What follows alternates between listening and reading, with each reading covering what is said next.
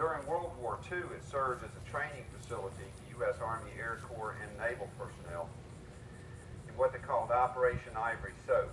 Now that's where the Navy was training U.S. Army, Air Corps ground service personnel how to be Navy so they could safely man ships to cross the Pacific, to set up air bases, floating machine shops, and floating aircraft repair facilities in places like Guadalcanal, Guam, and the Philippines, to fight against Japan.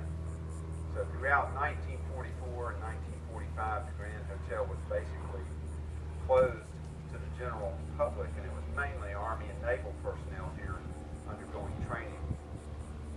They cross-trained over 5,000 troops here during World War II, so that was a pretty significant contribution to the war effort. But like I said, during the Civil War, it was a Confederate hospital, and we remember it also because there are over 300 Confederate dead that are buried in the cemetery across the road. It's called Confederate Rest Cemetery. Also, just south of here was fought the Battle of Mobile Bay, which is probably the largest naval engagement that's taken place in U.S. territorial waters. You may remember from your history books, that's where Admiral Farragut said, "Damn the torpedoes full speed ahead." Actually, it could have been more like, "Damn, torpedoes full speed ahead." But either way, he did what he said he was going to do and was a very brave man. Fought the Battle of Mobile Bay at 62 years of age. And in order to see above the smoke, he had to climb up in the rigging. He wasn't just a little bit up in the rigging. He was 58 feet above the deck. So he was definitely a professional Navy man from head to toe. The entrance to Mobile Bay, where the battle took place, is about 16 miles due south of this point. And the entrance there is only 4 miles across. In fact, it's a little bit under 4 miles. On the western side of that entrance is Fort Gaines on Dauphin Island. On the eastern side of that entrance is Fort Morgan on Mobile Point. Between those two forts were piling obstructions and torpedoes, what we today call mines. Over 300 of them in 3 staggered rows. The only safe entrance into Mobile Bay during the Civil War was right under the guns of Fort Morgan, within about 600 yards of its water batteries, which was point-blank range for the 10-inch Columbiad guns that were there.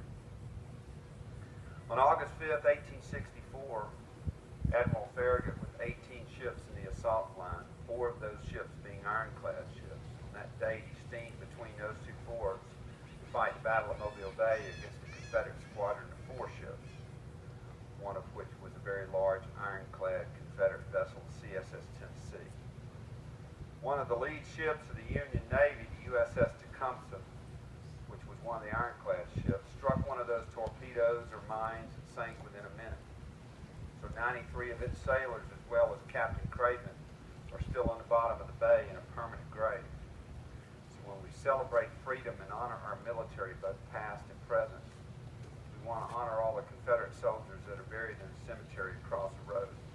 We also want to honor all the U.S. sailors who lost their lives aboard all the ships, but especially those aboard USS Tecumseh and those aboard the USS Osage, the Milwaukee, and the Rodolph that were sunk farther up the bay in the Blakely River Channel in the latter stages of the campaign against Mobile. They are all Americans. We are all Americans now under one flag. This flag has flown over Kuwait, Saudi Arabia, Afghanistan, and Iraq by our military, so we honor them, our country, and ourselves every day when we do the Pledge of Allegiance. Also, are there any past or current military service personnel here? If so, please raise your hand. We appreciate your service. Thank you very much. Would you join me in the Pledge of Allegiance? I pledge allegiance to the flag of the United States of America and to the republic for which it stands, one nation, under God, indivisible, with liberty and justice for all. And after they won the Battle of Mobile Bay, the Union Army and Navy laid siege to both of the forts. Fort Gaines was already under siege when the Battle of Mobile Bay took place, so it only lasted 3 more days. Fort Morgan took another 2 weeks of pounding from the Gulf, from the bay, and by land before it finally surrendered. After Fort Morgan surrendered, the Union Army and Navy gathered men and materials throughout the balance of 1864 And in the spring of 1865, they started marching up the eastern shore. They brought troops up Fish River just east of here with troop transports. And the Union Navy kept pace with them this way, but only the shallow draft gunboats could make it up as far, since your average depth out there is 6 to 10 feet. Until you get out to the ship channel, which wasn't there at that time. So in late March 1865, you had anchored right here the USS Metacomet, Stockdale, the Albatross, the Genesee, the Winnebago, the Cincinnati, and the Milwaukee. So with all those gunboats anchored here and the U.S. Army taking over this point as an observation post, this was a pretty prominent location of Mobile Bay. Now the gun we have in front of us is a model 1841 6-pounder.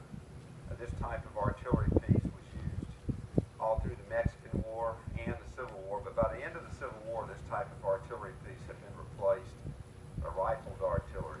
This is a smoothbore piece. This gun would shoot a 6-pound exploding shell 1,525 yards. That's a few hundred yards short of a mile. And that's at 5 degrees elevation with a 1.25 pound service charge black powder. And we're only going to shoot about a half-pound charge in it today, so it's less than half the original powder charge. Plus, we're not going to put a cannonball in front of it, since the Coast Guard kind of frowns on me doing that. The canister round for this is a long can filled up with round ball bullets like a big shotgun shell. A round of canister could contain up to 250 to 58 caliber round ball bullets in every round of canister. A good crew could fire 3 rounds of canister a minute, so you're looking at upwards of 750 bullets coming out of this muzzle every minute. So even though these were somewhat obsolete, they were still being used and they were quite effective. There were 6 of these in Battery McDermott on the right of the Confederate line at Spanish Fort, which is the high ground that overlooks the Interstate I-10 on the eastern shore. And there were 4 of these in Lumsden's Tuscaloosa Battery on the left of the Confederate line at Spanish Fort, proving that the University of Alabama knows about something else besides football. First step in loading a gun like this was to worm out the bore. Now I'm going to seek the charge, and you do it with your thumb beside the rammer shaft, sink the round against the breech, come inside the muzzle, come out in one move. This is a lanyard. This is a vent prick, and that will pierce the powder charge. Expose the powder to the fire friction primer. We use a Cannon friction primer just like the original. When I pull it, it will fire immediately. The command is to stand clear and fire. We're going to say stand clear and count down 5, 4, 3, 2, 1, and fire. At that point, you may want to cover your ears because it's still pretty loud. The reason the command stand clear is given is part of the drill. This gun wasn't bolted down and we were firing a heavy blank charge or a live round. This gun would recoil and it would run over you.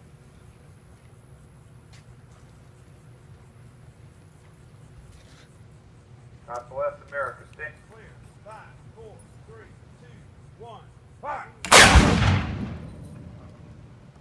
Wow. Good.